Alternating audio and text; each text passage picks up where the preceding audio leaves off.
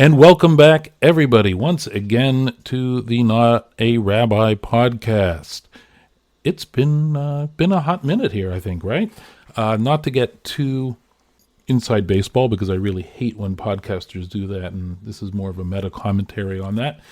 I welcome all of you that have not listened before and are new subscribers on our new platform of Substack, which, like I had mentioned before in my introductory email, God willing, we will be getting out some written content as well to kind of keep the conversation going in between podcasts as well. We'd like to start off by thanking the Fifth Column, the unofficial Fifth Column podcast Discord channel for hosting us, or hosting me, the royal us, I guess, in our channel. Or in their channel, in their voice channel, while we do this. And this is a live recording, as it usually is. So with that, welcome back, everybody. Like I said before, starting a podcast now about Judaism, you got to deal with the elephant in the room, so to speak. And that elephant in the room, obviously, is the conflict that is going on between Israel and Palestine, and what happened on October 7th, I think that it goes without saying, was a horrible, horrible tragedy, and dare I say, a crime that had happened. And my heart, my thoughts, and my prayers are obviously all pretty focused on making sure that the 200 plus hostages get returned safely and continue to be in health, both mental health and physical health. And like I said, they should be returned speedily. I think that's an important thing.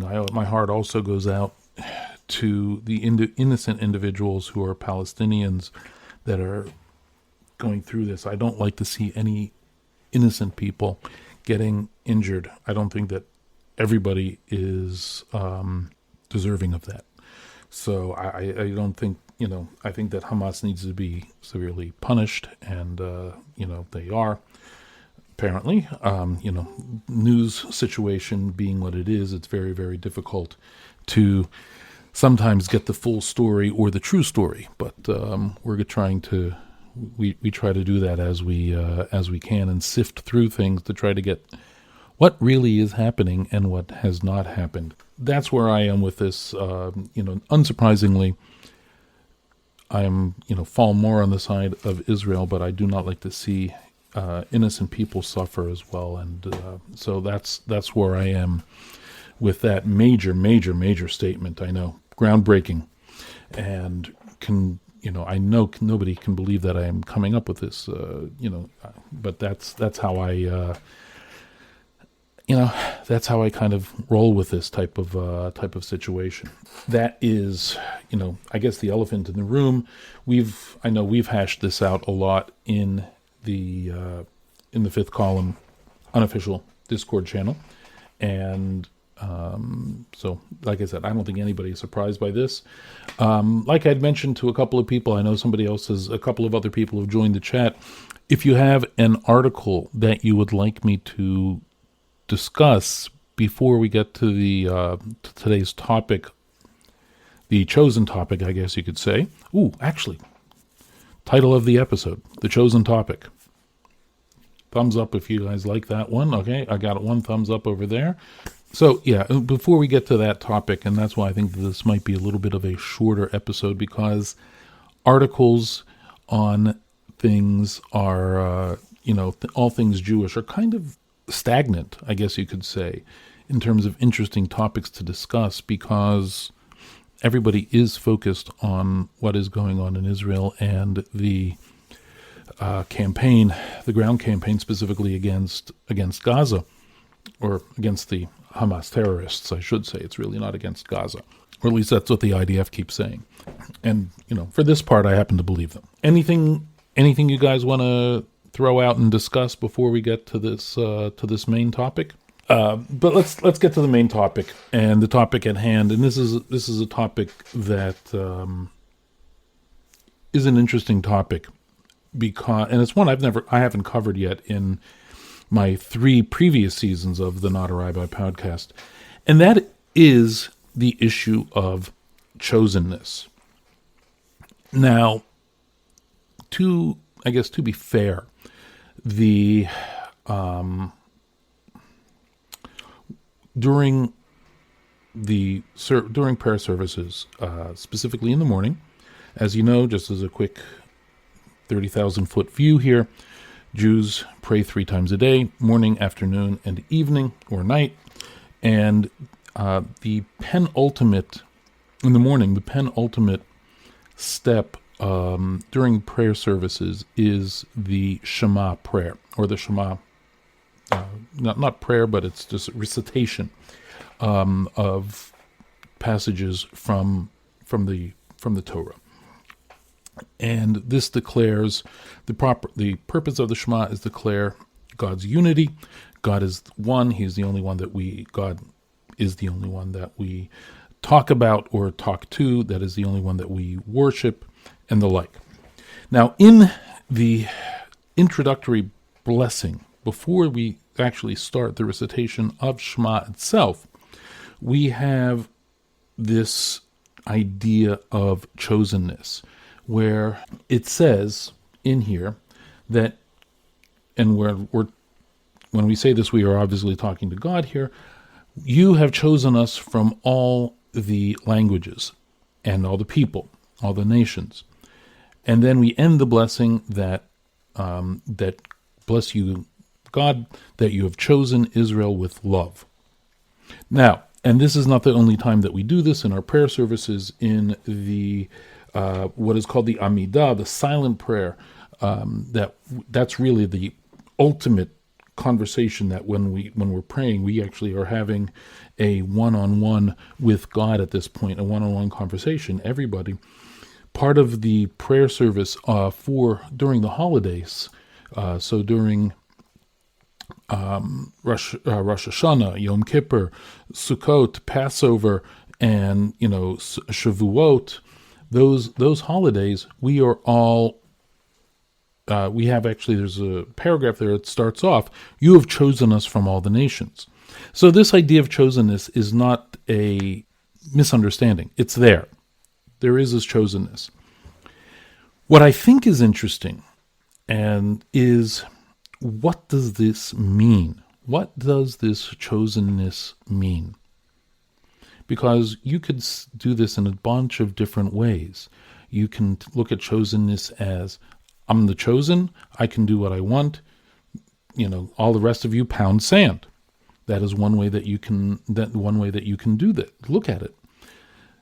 And I think a lot of people, when they hear this about chosenness and about how God chose the Jews, then they think of it in this aspect. Guys, folks, if in the chat, correct me if I'm wrong on this, but that's how I definitely feel a lot of people look at this, is that they feel that this idea of chosenness is, okay, we could do whatever the heck we want, and the rest of you just go, go ahead and just deal with it, because we can do it, and put your thumb to your nose and just say, pound sand, like I said, because I'm trying to keep this relatively G-rated today. But I don't think that this is what it is. I don't think that this is what it is. And I think that even, some people who, have lived in Israel and understand, Israel a little bit, think of it in this aspect. And like I said, I think that this is a totally mistake in how it's being looked at. How I think it really needs to be looked at is in a different way. And that is a way, and I think this is something that Rabbi Joseph B. Soloveitchik of blessed memory, he mentions, and I think it's probably in other people as well. I don't want to sing, I'm sure it is. But what does this mean, chosenness? Chosenness also means responsibility. It also means, and this is, I think, probably something also Rabbi Jonathan Sachs, also of blessed memory, unfortunately, Passed away a couple of years ago. Is sorely missed, and I think specifically at this point in time, we really could use a man of his eloquence to get certain points across. The chosenness is one of responsibility. In addition to God choosing us, the Jews, and yes, as somebody points out in the chat, with great power comes great responsibility. This is, yes, very, very true. But it's not necessarily a power here, because we have the responsibility. In addition to, God choosing us, God also gave us He gave additional commandments that we need to perform, we need to do. There is, yes, as somebody else points out from Fiddler on the Roof, we know you're your chosen people, but once in a while, can't you choose someone else? From Tevye. Additionally, there is a line, like I was saying before, in the book of Exodus, right before the receiving of what is known as the Ten Commandments, although I look at it in a different way. I call it the ten. Not just me, but others call it the 10 utterances. But that's neither here nor there at this point in time. We see a line, and I'm trying to find it right now as I talk, where basically God says that you are going to be a light unto nations. So what does this mean, a light unto nations and a nation of priests? Light unto nations. Again, this is something that Rabbi Sachs talks about, which is each individual Jew is responsible for going ahead and being somebody that makes a positive difference in one way or another. We can't go ahead and, let's say, myself, I'll speak for myself, right? You don't like to go ahead and cut somebody off when you're walking, trying to get to the subway or something like that, or in a car when somebody can see that you're obviously a religious Jew.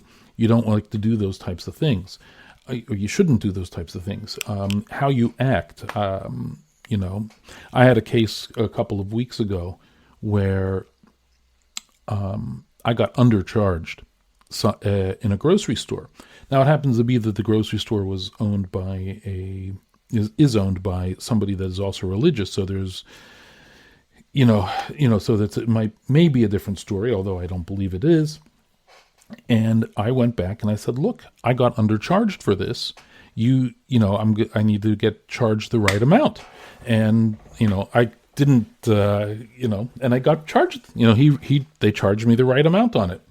So it's these types of things where we are going ahead, we being Jews, we should be going ahead and showing the chosenness and the responsibility that we have vis-a-vis our religion to go ahead and have that responsibility.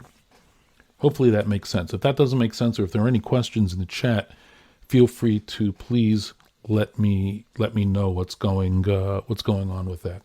Sounds like a parallel to being like a certain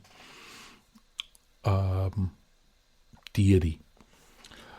Yes and no, I would say, because I think that they have I think those people who follow the Christian faith and try to be like their founder have different have different goals potentially as well. I think that there might be some of that, and being that this individual was Jewish, wouldn't surprise me all too much. But that is definitely that's an interesting thought. That is definitely an interesting thought.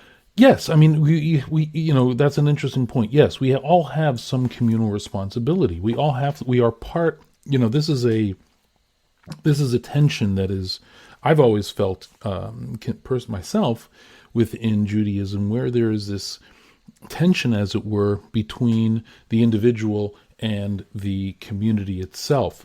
And where, just because something is good for you as an individual, that doesn't mean necessarily that it's good for the community, and you should sometimes have to submit to the community. It's a very interesting tension that I find with I've personally found within Judaism myself. I probably go, some people go toward the end of that. It's the individual side. I actually tend to go toward more the communal side, in things that I do. But that's an excellent point. So I wanted to talk about one other thing here with regard to the chosenness, which somebody had made an interesting point to, and that is the issue or question, I should say, the question of how does this all work in a Western society, a quote-unquote liberal Western society. I'm just using that, probably just saying liberal I should just say liberal with a small L, and not a political thing. But how does it work? And again, this is something that is a tension, or I'm going to use the word tension, and I don't mean it in terms of people are tense over it or whatever. I just mean that, again, there is this question: how much do you go to which side, and the like? As Rabbi Sachs once said in a speech, he said, "What does Jew mean? Jew means," and again, this is he's Jew engaged with the world. That's what he says that it meant. So we have to be engaged. We have to be intelligent. We have to be engaged in the world, and not just say, again, that we are just special and everybody else can just go and forget about it. So there is this issue. So that's where I think chosenness comes in, and I've actually had this. I've had this discussion. Well, not this discussion, but this idea. I was having a discussion with somebody else with regard to the specialness of the Jewish religion, and why is it that the Jewish religion is special, according to us. And I said, well, we got to have, we have this covenant with God, and he has additionally tasked us with these 606 other commandments that non-Jews do not have. And that is part of this chosenness. And if you want to do these other ones, you can, but you have to also, become Jewish. You have to be part of the tribe, so to speak, in order to do this type of stuff. So hopefully that wasn't too incoherent. I really feel like it might have been a little bit too incoherent. And if anybody has any questions, please let me know. I'd love to get that, try to get that sorted out, because I like to try to be clear as possible on these types of things. Okay, I'm getting thumbs up from people, so my incoherent ramblings make sense to a degree. Okay, I like that. Also, as you know, with Substack, one of the nice features about Substack is the fact that we can do commenting, and we can have a conversation in the in the comments section of each post, even each podcast. So that is hopefully something that we will be taking advantage of and being able to do.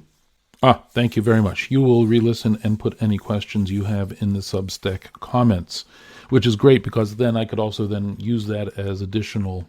I could use that as additional, content for when I do the next podcast. So that's great. I'm happy with that. All right. So if there are not any questions, and this is going to be a relatively short podcast, I think I was kind of not expecting it to be a long one today, mostly because I need to get back into this routine and rhythm and talking on a microphone again and how that works. It's a little bit different than talking in classes like I usually do, so I have to see.